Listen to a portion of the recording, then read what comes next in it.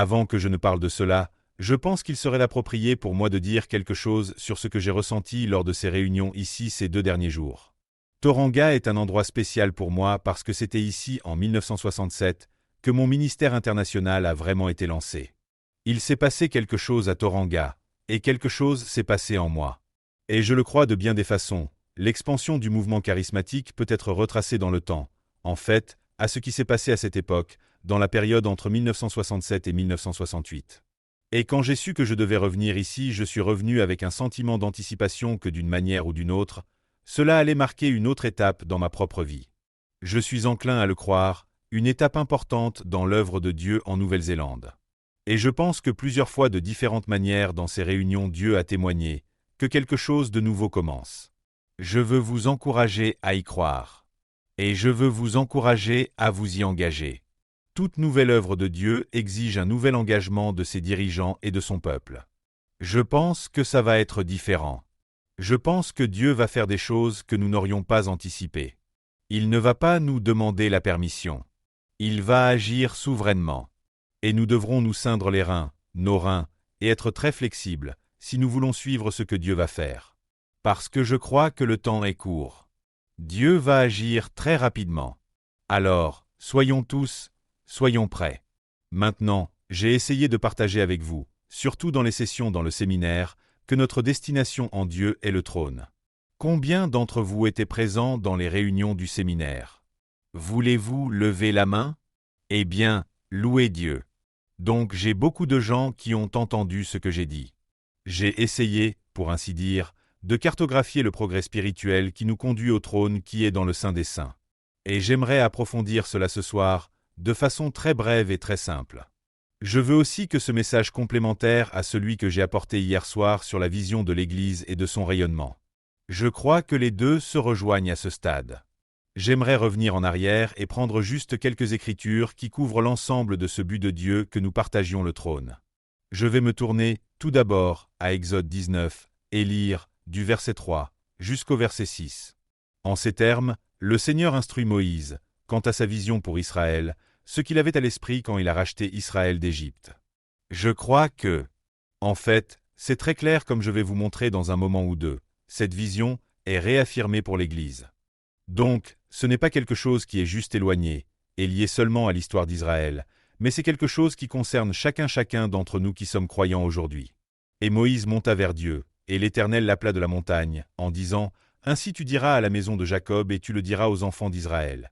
Vous avez vu ce que j'ai fait aux Égyptiens, et comment je vous ai porté sur des ailes d'aigle, été amenés à moi. » Je ne peux jamais lire ce verset sans faire une pause pour souligner que le but premier de la rédemption est d'amener le peuple de Dieu à lui-même. Tout le reste est secondaire. Dieu avait une loi, il avait une alliance, il avait une terre promise, mais tout cela était secondaire. Et je crois que la même chose est exactement vraie dans la rédemption en Jésus-Christ. Dieu a beaucoup de bénédictions merveilleuses et des privilèges et des héritages pour nous. Mais son but premier est de nous amener à lui. Et il me semble que dans l'Ancien Testament qu'Israël, pour la plupart, n'a jamais apprécié cela. Ils étaient très intéressés par la loi, par l'alliance et diverses autres choses. Mais je pense que très peu d'entre eux n'ont jamais vraiment vu que le but premier de la rédemption est une relation personnelle avec le Seigneur. Et je suis enclin à penser que la même chose est vraie pour une multitude de chrétiens. Ils ont été rachetés, ils connaissent le Seigneur, ils ont expérimenté beaucoup de ses bénédictions, mais ils n'ont pas vraiment saisi le fait que son désir principal est d'avoir une relation personnelle avec chacun d'entre nous. Il nous amène à lui. Et puis il continue dans Exode 19, verset 5. « Maintenant, si vous écoutez ma voix, et si vous gardez mon alliance, et là encore, ce sont les deux exigences de base de Dieu pour son peuple dans chaque dispensation. Pour obéir à sa voix, et de respecter son alliance. Cela n'a pas changé, c'est exactement la même chose dans le Nouveau Testament. Ce sont les deux conditions de base. Jésus a dit dans Jean 10, « Mes brebis entendent ma voix et elles me suivent. » C'est la marque des vrais chrétiens. Jésus ne parle pas de catholiques ou de protestants ou de baptistes, il dit « mes brebis ». Qui sont mes brebis? Ce sont ceux qui entendent sa voix et le suivent. C'est l'exigence principale du Seigneur dans toutes les dispensations. Ensuite, de garder son alliance, pour être fidèles et loyaux à nos engagements d'alliance. Dieu dit que si vous faites cela, puis continue au milieu du verset 5, vous serez pour moi un peuple précieux parmi tous les peuples, bien que toute la terre m'appartienne. Mais vous, vous serez pour moi un royaume de prêtres, une nation sainte. » C'était donc la vision de Dieu pour Israël. Après les avoir amenés à lui et établi les exigences de base pour une relation permanente avec lui, pour entendre sa voix et respecter son alliance, puis il dit « Vous serez pour moi un peuple précieux parmi tous les peuples, vous serez pour moi un royaume de prêtres et une nation sainte. » Maintenant, il y avait quelques merveilleux saints de Dieu en Israël qui sont entrés dans cet héritage. Mais je dirais que la nation dans son ensemble n'a pas réussi à entrer dans ce que Dieu leur offrait. Cependant, en temps voulu, quand Jésus est venu et a initié la nouvelle alliance, ses objectifs ont été réaffirmés. J'ai dit parfois que le péché et Satan peuvent retarder l'accomplissement des desseins de Dieu. Ils ne peuvent jamais, en fin de compte, les frustrer.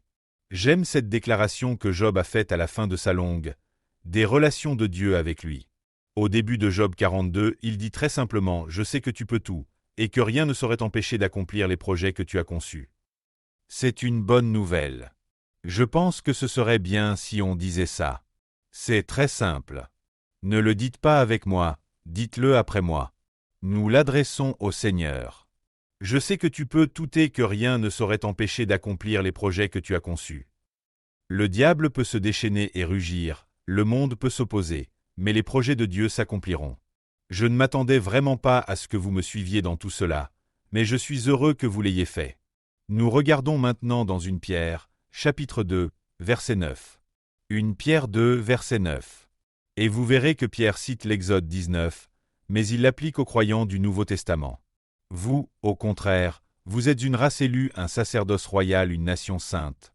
Là où Moïse a dit un royaume de prêtres, Pierre dit un sacerdoce royal. Mais royal et roi, c'est la même vision réaffirmée. Donc ce soir, je veux m'attarder sur cet aspect d'être un royaume de prêtres. Quel est le travail des rois? Régner, c'est ça. Ou gouverner. Tout le monde sait ça.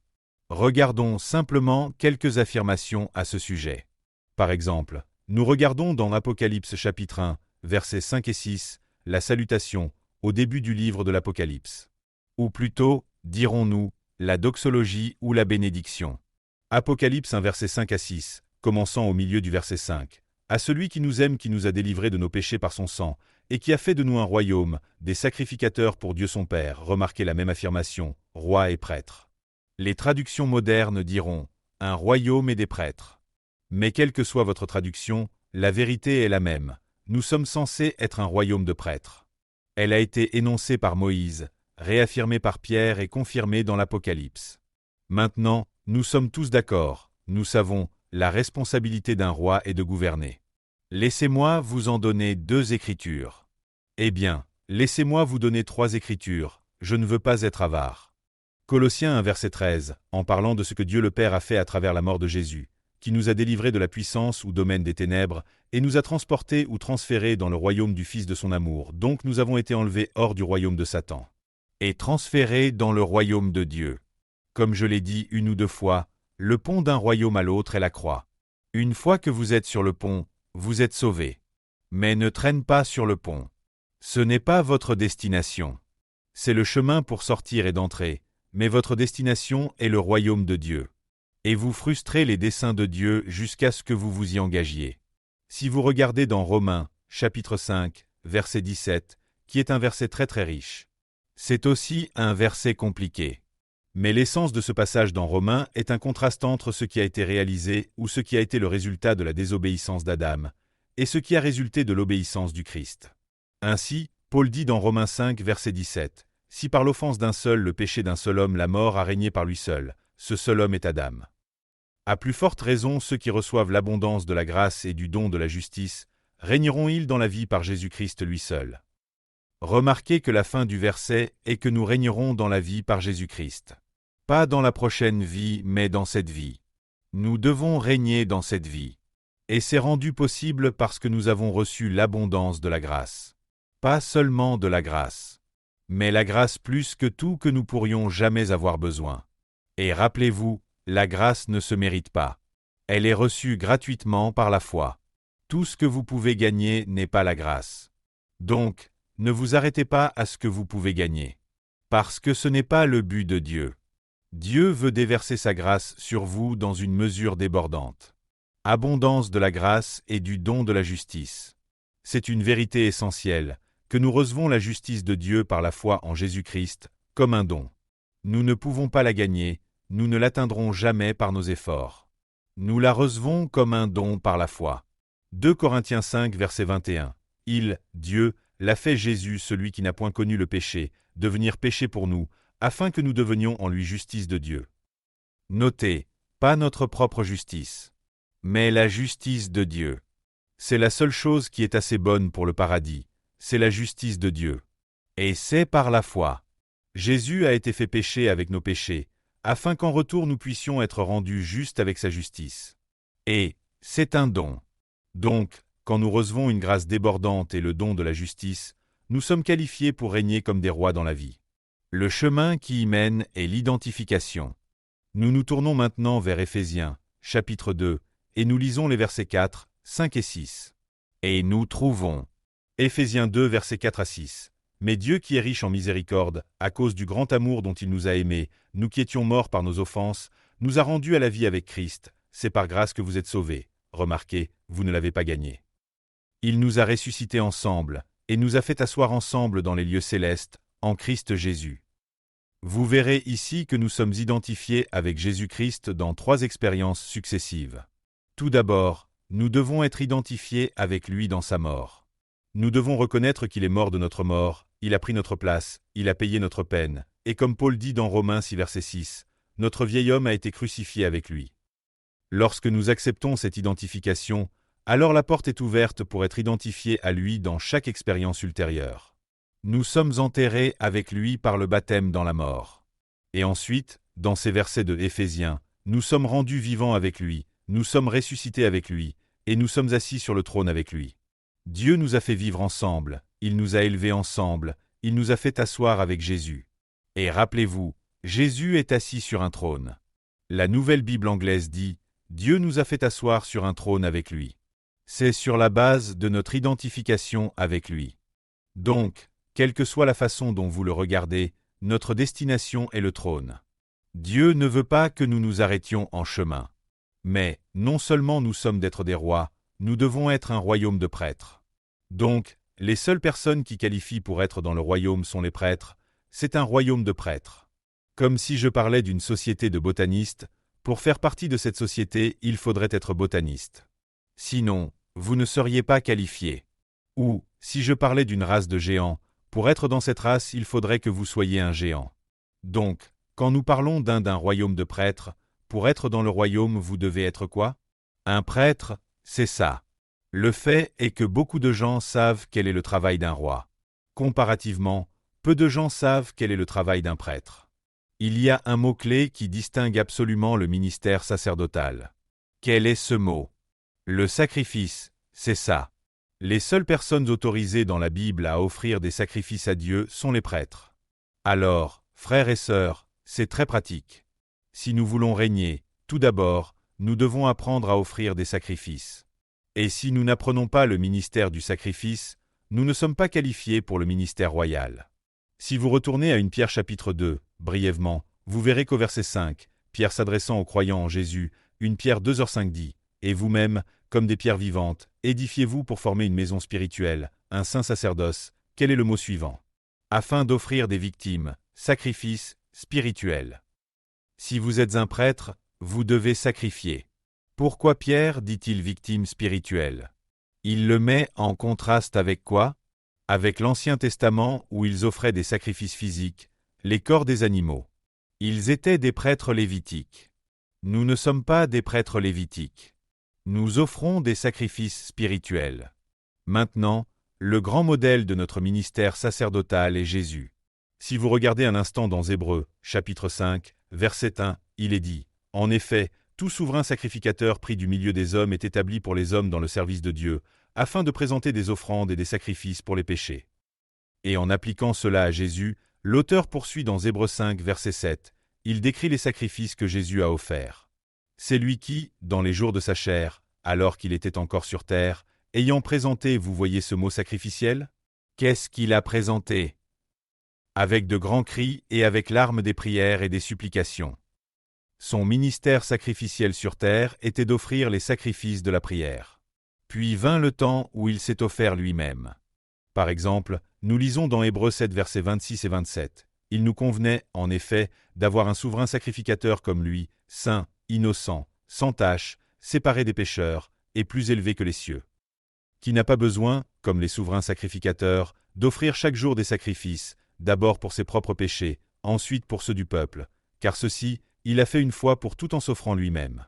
Sur la croix, il était le prêtre et il était le sacrifice. Il s'est offert lui-même. Hébreux 9, verset 14, revient sur ce thème. Combien plus le sang de Christ, qui, par un esprit éternel, s'est offert lui-même sans tache à Dieu, remarquez qu'il l'a fait par le Saint-Esprit. Permettez-moi de dire brièvement, à titre d'intérêt, que tous les grands phases de la rédemption impliquent les trois personnes de la divinité. C'est comme s'ils étaient jaloux les uns des autres, aucun d'entre eux ne veut être laissé de côté quand il s'agit de bénir l'humanité. Donc, l'incarnation. Dieu le Père a incarné le Fils par le Saint-Esprit. C'est très clairement dit, c'est le Saint-Esprit qui a fait le travail. Le ministère de Jésus, il est dit dans les Actes 10 verset 38. Dieu a oint du Saint-Esprit et de force Jésus de Nazareth. Le résultat était, qui allait de lieu en lieu faisant du bien et guérissant tous ceux qui étaient sous l'empire du diable, car Dieu était avec lui. C'est très intéressant pour moi de voir que Dieu le Père, Dieu le Fils et Dieu le Saint-Esprit sont tous dans le ministère de la guérison. Et puis nous arrivons à la croix, et nous venons de lire que le Fils, par l'intermédiaire de l'Esprit, s'est offert au Père. Nous en arrivons à la résurrection. Le Père, par l'Esprit, a ressuscité le Fils. Puis nous arrivons à la Pentecôte, le dernier acte de ce drame particulier. Il est dit, Jésus, étant par la droite du Père, exalté, et ayant reçu du Père la promesse de l'Esprit, l'a répandue sur ses disciples qui attendaient. Ainsi, chaque phase majeure de la rédemption implique les trois personnes de la divinité. Et ici nous avons, comme je l'ai dit, Jésus le Fils s'est offert au Père par l'Esprit au Père. Donc, c'était le point culminant de son ministère sacerdotal terrestre, qu'il s'est offert lui-même. Il était le prêtre et il était le sacrifice. Et puis, dans l'éternité, il exerce toujours son ministère en tant que prêtre. Dans Hébreux 7, verset 24, en parlant de Jésus, Hébreux 7, verset 24, mais lui, parce qu'il demeure éternellement, possède un sacerdoce qui n'est pas transmissible. C'est aussi pour cela, dans ce sacerdoce qui n'est pas transmissible, qu'il peut sauver parfaitement ceux qui s'approchent de Dieu par lui, étant toujours vivant pour intercéder en leur faveur. Alors, quel est son ministère sacerdotal dans le ciel? C'est de faire l'intercession. Donc ici nous avons Jésus, le souverain sacrificateur modèle. Sur terre, il a offert des prières et des cris à Dieu. Sur la croix, il s'est offert lui-même. Et dans l'éternité, il offre l'intercession. Je l'ai souligné, je pense ce matin, les phases dans le temps de la vie de Jésus sont plutôt instructives. 30 ans de vie de famille parfaite, 3,5 ans de ministère actif et 2000 ans d'intercession. En cela, Jésus est notre modèle. Nous sommes appelés au même ministère, à la prière, à l'offrande de nous-mêmes et à un ministère d'intercession permanente. Juste pour préciser ceci afin que nous nous basons sur l'Écriture, tournez-vous vers Hébreux 13, verset 15 Hébreux 13, verset 15. Offrons donc, par lui, Jésus sans cesse à Dieu un sacrifice de louange, c'est-à-dire le fruit des lèvres qui confessent son nom. Darby, car c'est à de tels sacrifices, le verset suivant dit, que Dieu prend plaisir. Nos offrandes sacrificielles sont la louange et l'action de grâce. Mais nous sommes aussi appelés à faire le même sacrifice que Jésus a fait, le sacrifice de notre propre corps. Beaucoup de chrétiens n'ont jamais vu cela, mais dans Romains 12, verset 1, Paul écrit aux chrétiens sur la base du plan de rédemption de Dieu qu'il a déployé dans Romains, et il dit « Je vous exhorte donc, frères, par les compassions de Dieu, à offrir vos corps comme un sacrifice vivant, saint, agréable à Dieu. » Alors quel est le sacrifice que Dieu exige ici? Le même que celui de Jésus, que nous présentons notre corps. Notre corps devient saint quand il est déposé sur l'autel du service de Dieu. Il est très important de comprendre comment vous pouvez avoir un corps saint. Jésus parlait avec les prêtres juifs dans Matthieu 19h26, et il disait « Si tu jures par l'autel, tu n'es pas lié. Mais si tu jures par le sacrifice sur l'autel, tu es lié, tu dois le garder. » Ce qui était ridicule. Jésus a dit « Jusqu'à quel point pouvez-vous être stupide? Lequel est le plus grand? Le sacrifice ou l'autel qui sanctifie le sacrifice qui y est placé? » Donc vous voyez, l'autel sanctifie ce qui est placé sur lui. Ainsi, lorsque vous placez votre corps sur l'autel de Dieu dans une offrande sacrificielle, cela sanctifie votre corps. C'est très important parce que beaucoup d'entre nous, de différentes manières, avons souillé notre corps dans la vie de péché. Aujourd'hui, il y a des millions de jeunes qui ont souillé leur corps par des rapports sexuels illicites, l'homosexualité, la drogue et ainsi de suite. C'est une merveilleuse révélation que si vous vous repentez et revenez à Jésus, vous pouvez avoir un corps saint. Parce que quand vous le posez sur l'autel, l'autel sanctifie le sacrifice. Et puis Dieu nous appelle au ministère permanent d'intercession. Je crois que l'adoration et l'intercession sont peut-être les deux ministères les plus élevés dont les chrétiens sont capables. Intercession signifie littéralement, le mot signifie « s'interposer ». Donc l'intercession, c'est s'interposer entre Dieu et quelqu'un qui a besoin de Dieu. C'est totalement non égocentrique. C'est là que nous sommes libérés de notre égoïsme. Vous avez probablement déjà entendu quelqu'un décrire la prière typique du membre moyen d'une église. Que Dieu nous bénisse, moi et ma femme, mon fils Jean et sa femme, nous quatre, sans plus. Amen. Acte 2, verset 4. Ce n'est pas de l'intercession. Maintenant, Jésus est l'intercesseur parfait. Mais, comme tout, il veut partager avec nous.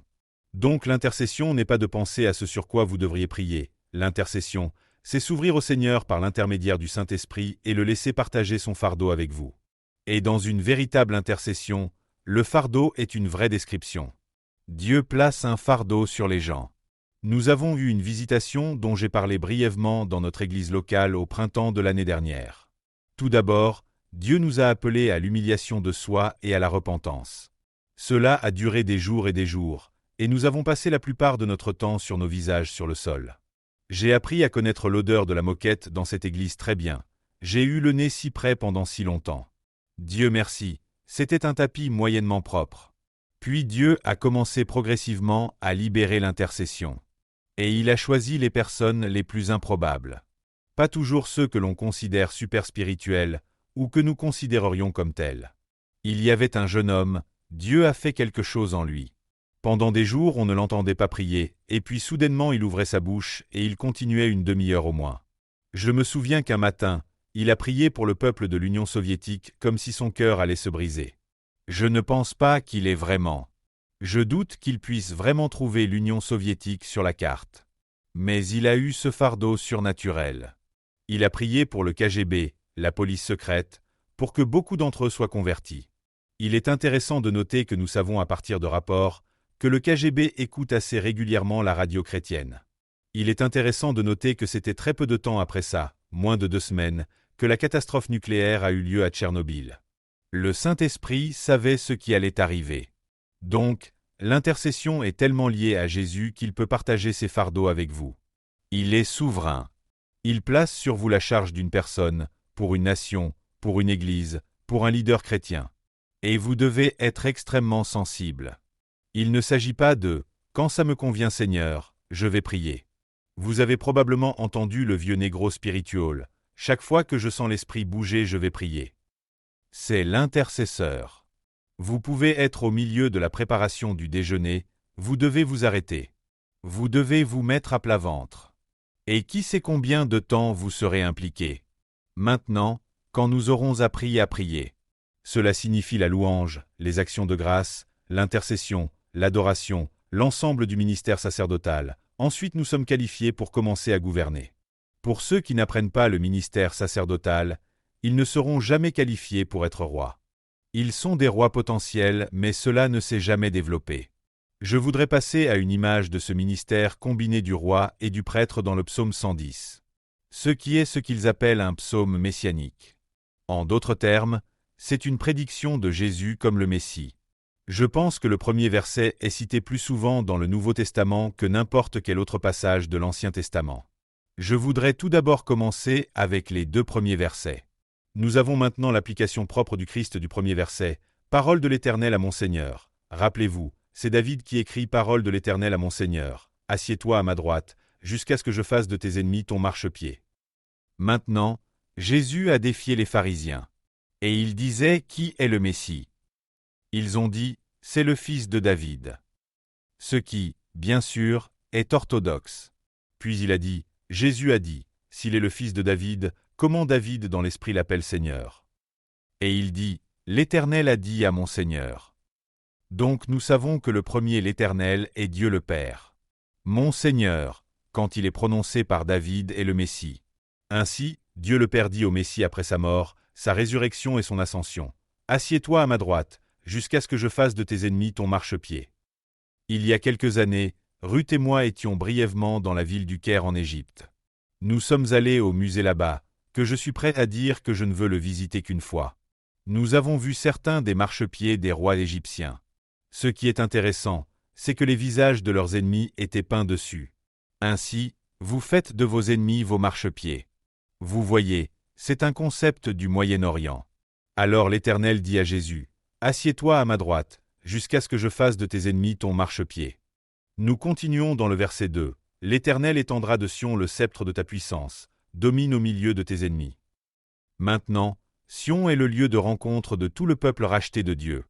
Gardez votre doigt dans le psaume 110. Passez à Hébreux 12. Ceux d'entre vous qui ont participé à ces sessions, vous avez appris à trouver où se trouve Hébreux. Hébreux 12. Vous voyez, quand vous êtes dans le ministère sacerdotal, Hébreux est la source principale. Hébreux 12, en commençant par le verset 22 et en lisant jusqu'au verset 24. Ceci est adressé aux croyants en Jésus. Et l'écrivain des Hébreux dit, « Mais vous vous êtes approchés de la montagne de Sion, remarquez le temps. Pas quand vous mourrez, vous vous approcherez de la montagne de Sion, mais vous vous êtes approchés de la montagne de Sion. Pas dans votre corps physique, mais dans votre relation spirituelle. Ainsi, ceux d'entre nous à qui ces mots s'appliquent ont deux endroits. Le corps physique. Nous sommes assis dans l'assemblée de Dieu à Toranga. Louons Dieu pour les bancs confortables. Mais, si nous comprenons notre position en Christ dans l'esprit, nous nous sommes approchés de la montagne de Sion. Et ce n'est pas la montagne de Sion sur le côté sud de Jérusalem, mais c'est la Sion céleste, parce que la prochaine partie du verset dit « De la cité du Dieu vivant, la Jérusalem céleste, ce sont nos quartiers généraux, frères et sœurs. » Nos quartiers généraux sont là où se trouve notre tête. Non, c'est 12 verset 22. Pourquoi, je l'ai mal dit. Je me suis trompé? Désolé. Excusez-moi de vous pardonner. La référence est Hébreux 12, verset 22. Je pensais avoir dit 22, mais peut-être que j'ai avalé le vin. Très bien, vous êtes avec moi maintenant? J'ai vu que vos visages habituellement intelligents n'étaient pas aussi brillants, mais je ne savais pas quoi en dire. Mais vous vous êtes approchés de la montagne de Sion, de la cité du Dieu vivant, la Jérusalem céleste, des myriades qui forment le cœur des anges, de l'assemblée, l'Église, des premiers-nés inscrits dans les cieux maintenant. Je préfère la traduction NIV, ce qui est vraiment excitant parce que la NIV prend la phrase au début du verset 23 et la met avec la fin du verset 22. Pour essayer d'expliquer que c'est juste une question de ponctuation est plutôt compliqué. Mais le NIV dit, et cela me bénit vraiment, à une compagnie innombrable d'anges en habits de fête. Cela me fait vibrer de penser que les anges ont mis leur meilleur parce que nous arrivons. Puis à l'assemblée des premiers-nés inscrits dans les cieux, c'est l'église de tous ceux qui sont nés de nouveau par la foi en Jésus-Christ et par la nouvelle naissance, nous sommes maintenant arrivés, déjà à la Jérusalem céleste, sur la montagne de Sion. Du juge qui est le Dieu de tous. Dieu merci, il y a quelque chose en plus de Dieu le juge, parce que sinon nous n'y arriverions jamais. Des esprits des justes parvenus à la perfection. Je comprends qu'il s'agit des saints de l'Ancien Testament qui, après une vie entière de marche dans la foi, à la fin sont venus aux mont Sion. Alors que nous, par la nouvelle naissance, y arrivons maintenant. C'est pour cela que Jésus a dit, « Parmi ceux qui sont nés de femmes, il n'en a point paru de plus grand que Jean-Baptiste. Cependant, le plus petit dans le royaume des cieux est plus grand que lui, parce que nous sommes nés de nouveau. » La nouvelle naissance nous fait entrer dans un nouveau royaume qui n'était pas ouvert au sein de l'Ancien Testament qu'après la mort. Nous y entrons maintenant. Continuons et nous reviendrons en arrière pour l'expliquer. Des esprits des justes parvenus à la perfection, de Jésus, le médiateur d'une alliance neuve. Et c'est important parce que si Jésus n'était pas là, nous n'y arriverions pas. Et la chose suivante est aussi très importante. Et du sang de l'aspersion qui parle mieux que celui d'Abel. Ou, au sang aspergé de Jésus. Nous avons regardé cela dans les sessions du séminaire, que Jésus a aspergé son propre sang comme moyen d'entrer dans le plus saint de tous. Et quelque chose que beaucoup de chrétiens ne réalisent pas, c'est que le sang de Jésus a la vie en lui. Il a la vie de Dieu en lui. Et il parle en notre nom. Et il est contrasté avec celui d'Abel parce qu'il y a 3 différences. La vie d'Abel lui a été enlevée par la force. Jésus a donné sa vie de son plein gré. Le sang d'Abel a été répandu sur la terre. Le sang de Jésus est aspergé dans le ciel. Le sang d'Abel a crié pour la vengeance. Le sang de Jésus crie pour la miséricorde et le pardon. Et frères et sœurs, quand vous êtes sous une réelle pression et que vous ne pouvez même pas faire sortir une prière, arrête-toi un instant et pense que même si tu ne peux pas prier, le sang de Jésus parle en votre nom dans la présence de Dieu. Ce que je veux souligner maintenant, c'est que nous sommes arrivés au mont Sion. Nous n'allons pas venir, nous sommes venus. Alors maintenant, revenons au psaume 110. L'Éternel étendra de Sion le sceptre de ta puissance, domine au milieu de tes ennemis. Je crois que c'est une formidable révélation du genre de ministère que nous pouvons avoir en tant que royaume de prêtres. Je crois que les 3 personnes de la divinité sont mentionnées dans ces 2 versets. Dieu le Père dit à Jésus le Fils, « Assieds-toi à ma droite. » Le Seigneur le Saint-Esprit envoie la verge de l'autorité du Christ de Sion, l'assemblée du peuple, la compagnie du peuple de Dieu. Ainsi, lorsque nous nous réunissons sous la direction de Jésus et dans l'ordre divin, alors le Saint-Esprit de notre réunion, de notre ministère et de nos prières, envoie la verge de l'autorité du Christ. Et par conséquent, le Christ règne au milieu de ses ennemis. C'est là qu'il se trouve maintenant. Il est maintenant à la droite de Dieu. Et nous pouvons exercer son autorité en son nom et affirmer sa domination même au milieu de ses ennemis. Nous sommes certainement conscients que ses ennemis sont nombreux. Ils sont vociférants, ils sont de plus en plus en colère et plus violents chaque année. Mais ne laissez pas leurs cris et leurs activités vous faire oublier le fait que Jésus est déjà sur le trône. Et il ne va jamais l'abdiquer. Il règne maintenant au milieu de ses ennemis. En dépit de toute la rage et toutes les forces du mal, Jésus règne. Mais nous avons le privilège d'être les instruments de sa domination. De par notre assemblée, le peuple de Dieu réuni en son nom dans l'ordre divin, conduit ensemble par le Saint-Esprit, car Jésus a dit, « Là où 2 ou 3 ont été conduits ensemble en mon nom, je suis là au milieu d'eux. » Nous avons le privilège de étendre la verge de son autorité sur les nations, et d'aligner les nations en accord au dessein de Dieu. Ne pas imposer notre volonté aux nations, ou dire à Dieu ce que nous pensons qui devrait arriver, mais devenir des instruments pour Dieu pour révéler et déclarer sa volonté sur les nations. Maintenant, je vous ai dit que le titre de cela allait être « La verge de Dieu ». Vous vous êtes peut-être demandé comment j'allais pouvoir y arriver. Et je me suis moi-même demandé pendant un moment. Mais on y est arrivé. La tige. La verge dans la Bible est l'emblème d'un dirigeant. Et c'est la marque de son autorité. Je veux juste parler de 2 exemples de verges. Tout d'abord, à un moment comme je l'ai dit, je pense, dans le séminaire, l'autorité d'Aaron en tant que grand prêtre était contestée par les autres chefs de tribu. Ils ont dit, « Pourquoi est-ce seulement Aaron? Pourquoi pas nous ?» Et Dieu dit, « Réglons cela une fois pour toutes. » Alors il dit à Moïse, « Prends la verge de chaque chef de tribu, dis-lui d'y écrire son nom, et de la mettre devant le Saint des Saints et de le laisser là. » C'est ce que Moïse a fait. 24 heures plus tard, il y est retourné. Les 11 verges étaient exactement les mêmes. La 12e verge avait fleuri, bourgeonné et mis en amande en 24 heures. Et ils vérifièrent le nom sur la verge, c'était Aaron. Aaron, le grand prêtre, un type, une figure du Seigneur Jésus. Et la floraison de la verge en 24 heures est un type de la résurrection, qui a établi pour toujours son identité de fils de Dieu et de grand prêtre. Donc la verge porte le nom du chef.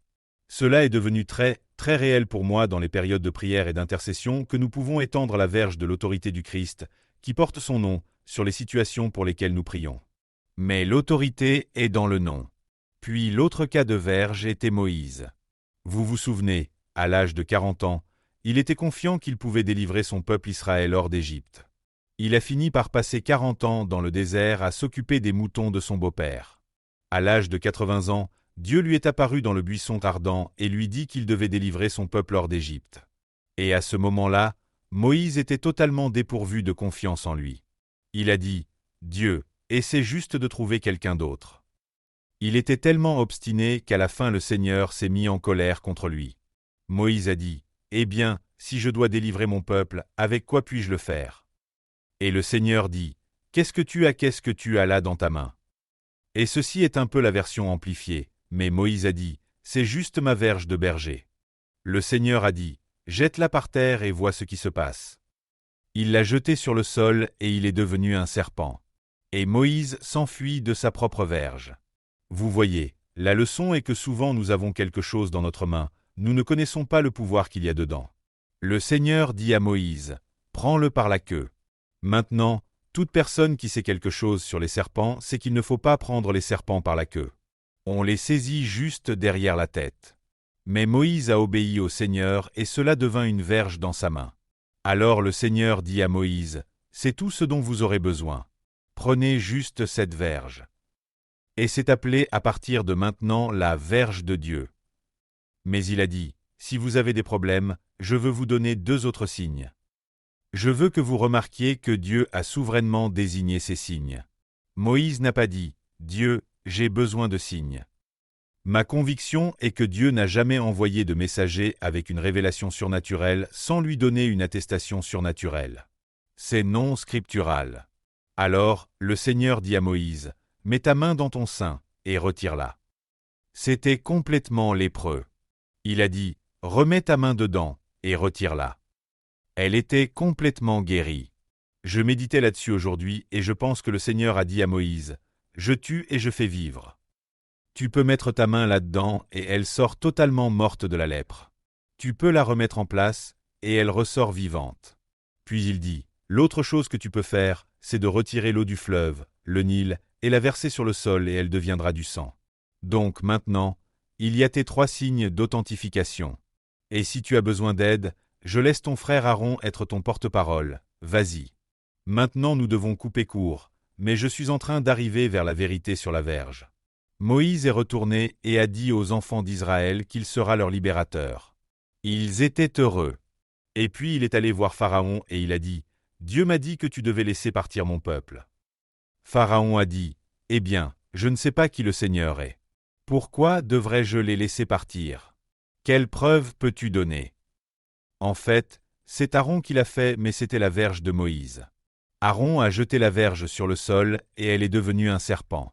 C'est très intéressant. Ce n'a pas beaucoup impressionné Pharaon. Il a dit, « J'ai des magiciens. Je vais les faire venir. » Et il envoya chercher ses magiciens et dit, « Voici ce que Moïse a fait. Que pouvez-vous faire, les gars? » Et ils ont dit, « Nous pouvons faire de même. » Et ils jetèrent leurs verges par terre. Et ils devinrent des serpents. Ça, c'est la Bible. Ne me dis jamais que le diable n'a pas de pouvoir surnaturel. Je me demande si parmi le peuple maori, il n'y en a pas, ce que vous appelez, je crois, une sorte de sorcier qui pourrait faire des choses comme ça. Si le pire devait arriver, je suis enclin à penser qu'il pourrait. Mais le point culminant de cet incident est que le serpent de Moïse a mangé les serpents des magiciens. Donc, je ne sais pas si vous avez déjà imaginé cette scène, mais Moïse est sorti avec une verge beaucoup plus épaisse et plus lourde que celle qu'il avait auparavant. Et les Égyptiens sortirent sans aucune verge. Donc, Moïse a gagné le premier round, mais le Pharaon n'était pas convaincu. Alors ils ont eu une autre rencontre et Pharaon dit à Moïse, « Que peux-tu faire d'autre » Il répondit, « Je peux prendre l'eau de la rivière et la verser sur le sol et elle deviendra du sang. » Pharaon a dit à ses magiciens, « Que pouvez-vous faire » Ils répondirent, « Nous pouvons faire la même chose. » Et ils l'ont fait.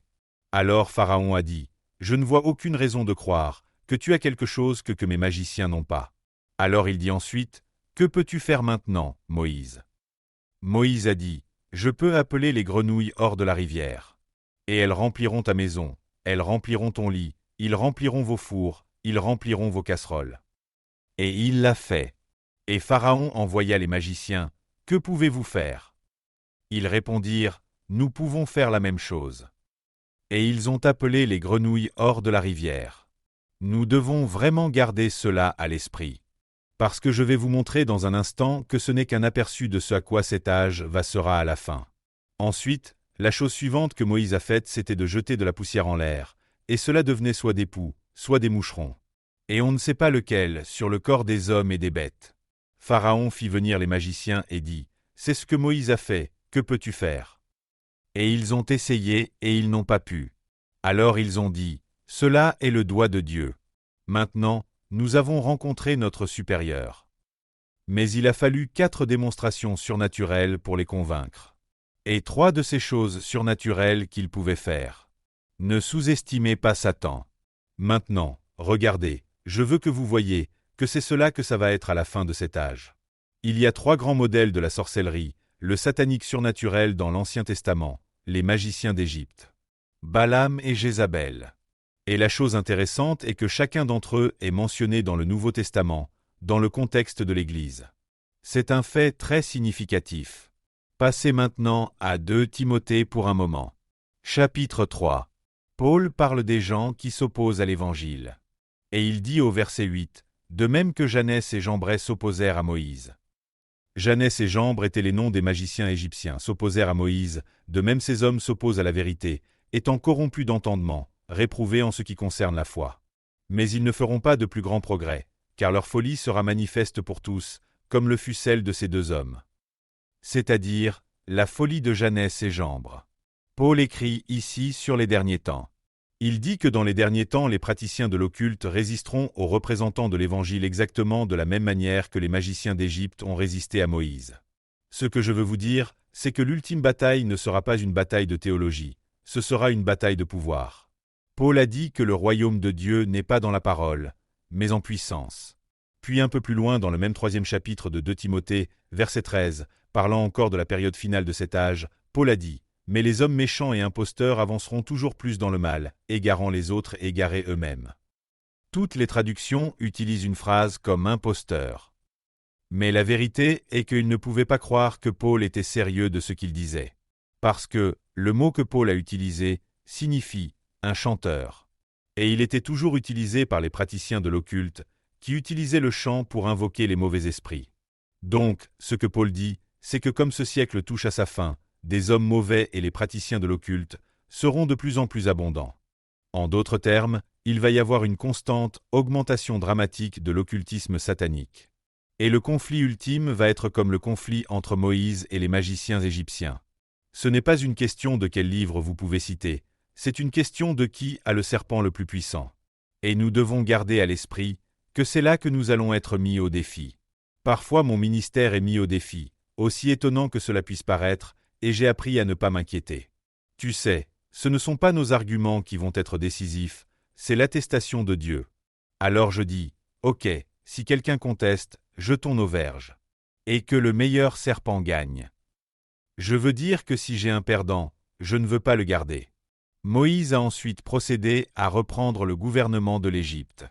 Et il n'a utilisé qu'un seul instrument. Quel était-il? Son verger, c'est ça. Ce simple verge de berger. Rien de compliqué, rien de sophistiqué, quelque chose que les Égyptiens méprisaient parce qu'ils méprisaient les bergers. Et pourtant, Moïse a arraché l'autorité sur l'Égypte de la main de Pharaon et l'a utilisée en faveur du peuple de Dieu. Je suis personnellement convaincu qu'Israël n'aurait jamais été délivré d'Égypte si Moïse n'avait pas gagné la bataille spirituelle avec sa verge. Je crois personnellement qu'il en est le même aujourd'hui. Le peuple de Dieu ne parviendra jamais à la plénitude de son héritage, il ne sera jamais vraiment racheté des pouvoirs de Satan et de ce monde, jusqu'à ce que les intercesseurs apprennent à utiliser la verge. C'est le moyen par lequel nous arracherons l'autorité du Dieu de ce temps, et de l'utiliser pour la délivrance du peuple de Dieu. Par cette verge tendue de Dieu, nous partageons l'autorité de Jésus sur le trône en ce moment. Nous lui permettons de régner au milieu de ses ennemis. Maintenant, nous allons juste continuer sur un verset de plus. Dans le psaume 110 qui relie magnifiquement tout cela, pas seulement avec le thème des rois et des prêtres, mais avec le thème de l'action apostolique. Je crois simplement que par la grâce de Dieu, je serai capable de entrelacer ces 2 thèmes. Nous sommes dans le psaume 110, verset 3, qui s'adresse au Christ sur le trône. Ton peuple est volontaire, T.O.B., quand tu rassembles ton armée, avec des ornements sacrés, du sein de l'aurore ta jeunesse vient à toi comme une rosée. Maintenant, c'est un langage très condensé en hébreu et il y a un certain nombre de différentes manières possibles de le traduire. Je vais suivre une traduction différente, dont la plus grande partie est tirée de la marge de la New International Version. Mais nous allons commencer par le premier verset. Ton peuple est volontaire. Ce n'est pas une bonne traduction. Tu vois, le problème avec les volontaires, c'est quand ils cessent d'être volontaires, ils ne sont plus avec vous. Je ne suis pas intéressé par les volontaires. Ce qui est dit est « Ton peuple seront des offrandes volontaires ». Ce sont les personnes que Dieu recherche. Et ensuite il est dit « Le jour où paraît ta force, T.O.B., mais l'Hébreu dit « Dans le jour de ton armée ». Dieu est en train de rassembler son armée de la fin des temps, et il ne recherche un seul type de personnes, des personnes qui seront des offrandes volontaires. Pas font des offrandes volontaires, mais être des offrandes volontaires. J'ai entendu il y a des années une histoire sur une réunion d'évangélisation dans l'État d'Oklahoma aux États-Unis. Je ne peux pas dire cela à l'accent du lieu, mais quoi qu'il en soit, d'après cette histoire qui n'est probablement pas tout à fait vraie, il y avait un Indien d'Amérique dans ce service d'évangélisation. Alors que le prédicateur prêchait, il a eu un sentiment de conviction. Il sentait qu'il devait faire quelque chose pour être en accord avec Dieu. Alors il a pensé, « Qu'est-ce que je vais donner à Dieu ?» Il a pris sa couverture, est allé à l'avant de l'église, l'a posée sur l'autel, et a dit, « L'Indien apporte une couverture. » Mais il n'avait toujours pas la paix. Alors, quand il est rentré, il a pensé, « Je vais donner quelque chose de plus précieux qu'une couverture. » Il a pris son fusil qui était un bien précieux, a remonté l'allée avec le fusil, l'a déposé sur le devant de l'église et a dit, « L'Indien apporte le fusil. » Mais toujours pas de paix. Il avait encore une possession qui était encore plus précieuse, qui était son cheval. Il sortit donc dans le terrain devant l'église, a détaché son cheval, et l'a conduit jusqu'au devant de l'église, et dit, « Indien, amène le cheval. » Mais il n'avait toujours pas la paix, alors il s'est assis, se demandant ce qu'il devait faire. La 4e fois, il a marché sans rien d'autre, et a dit, « L'Indien amène l'Indien. » Et c'est là qu'il a eu la paix. Eh bien, c'est ce que Dieu nous dit à toi et à moi. Il ne veut pas de tes dons. Il ne veut pas de tes talents. Tout ce qu'il veut, c'est toi. Quand il te tient, il tient tes dons, il a tes talents, il a ton argent, il a ton temps. Il est un homme d'affaires très intelligent. Donc, l'armée va être composée de personnes qui disent « L'Indien amène l'Indien. Je suis là, Seigneur. Pas d'attache, aucune réserve, je suis à toi. Fais ce que tu veux de moi. » Ensuite, il est dit, et je vais maintenant vous donner la version adaptée Prince de la NIV. Dans la beauté de la sainteté, depuis le sein de l'aube ta jeunesse viendra à toi comme la rosée. Je crois que c'est la grande traduction. C'est une belle image. Tout d'abord, elle parle de la sainteté dans sa beauté. Ensuite, elle parle de l'aube et il parle d'un sein, un utérus. Donc, cela suggère une période de nuit et d'obscurité et ensuite une aube qui est aussi une naissance. Je crois que c'est là où nous en sommes dans l'emploi du temps de Dieu. Il y a eu une nuit d'obscurité. Nous arrivons à une nouvelle phase. Une aube se lève. Une naissance va se produire. Cela va apporter la beauté de la sainteté. Avez-vous déjà vu les premiers rayons du soleil du matin frappent la rosée sur l'herbe? Il n'y a rien de plus beau. Dieu dit, « C'est ainsi que la sainteté va apparaître dans mon peuple. » Ce sera la rosée fraîche du matin illuminée par les rayons du soleil levant. Et puis il est dit, « Ta jeunesse vient à toi comme une rosée. » Je crois que c'est l'appel apostolique. Vous voyez, nous avons traité l'autorité et le règne, nous avons traité avec les intercesseurs. Le Seigneur dit, « Je rassemble mon armée. » Tu es prêt à être une offrande volontaire? Veux-tu te donner toi-même sans réserve? Allez où je t'envoie, deviens ce que je fais de toi. Maintenant, cela doit être jumelé avec le ministère d'intercession. L'un des grands problèmes de l'Église est que nous les avons souvent séparés. Mais l'armée de jeunes gens ne sera pas efficace sans le ministère de l'intercesseur qui s'étend la verge de l'autorité divine sur nation après nation et les revendiquer pour Dieu. Donc, qu'est-ce qu'on va faire? Seigneur, aide-moi. Je pense que la première chose que nous devons faire est parler aux plus jeunes. Disons les 30 ans et moins. D'accord? Nous ne demandons pas ton certificat de naissance. Mais si tu es ici ce soir, tu as entendu l'enseignement, tu as expérimenté l'action de l'Esprit de Dieu, tu as senti que quelque chose de nouveau est en train d'arriver, tu aimes être à l'avant-garde. Et tu es une jeune personne, 30 ans ou moins, et tu es prêt ce soir à devenir une offrande volontaire, d'accord? Tu te présentes simplement au Seigneur, sans condition, sans réserve, pas d'attache. Tu aimerais le faire. Veux-tu te lever, en ce moment, où que tu sois? Frère Daz, voulez-vous monter? Ruth, Carly, vous voulez bien monter? J'aime toujours que les gens se tiennent à mes côtés à un moment comme cela. Je suggère que les autres d'entre vous près de l'avant se retournent et regardent cette merveilleuse vue. N'est-ce pas une vue magnifique? Si vous avez plus de 30 ans, vous pouvez vous retourner et regarder. Ensuite, vous devez vous asseoir. Combien en avons-nous? Peut-on les rassembler à l'avant, ici? Pensez-vous que nous pouvons les faire venir à l'avant? Oui, je pense que oui. Ne faites pas attention à la foule. Allez, vous tous, venez à l'avant. Nous allons prier pour vous, nous allons vous commander. Excusez-moi, les personnes dans l'autre auditorium, si vous avez 30 ans ou moins et que vous voulez devenir une offrande volontaire, vous n'avez qu'à, vous feriez mieux de faire votre chemin jusqu'ici, parce que c'est ici que l'action va être à partir de maintenant. J'espère que vous savez ce que vous faites. Avancez un peu plus. Certains d'entre vous peuvent se tenir debout sur les premières marches. J'espère juste que je n'ai pas remué leurs émotions, mais je ne pense pas l'avoir fait. N'est-ce pas là une raison pour remercier Dieu? Je ne me sens vraiment pas à la hauteur à cette situation. Je sens que la responsabilité est trop grande. Mais, quelqu'un doit faire quelque chose. Je vais vous inviter à dire une très courte et simple prière après moi. Ensuite, si l'un des leaders reconnus ici a des paroles prophétiques, nous serons très heureux de la recevoir.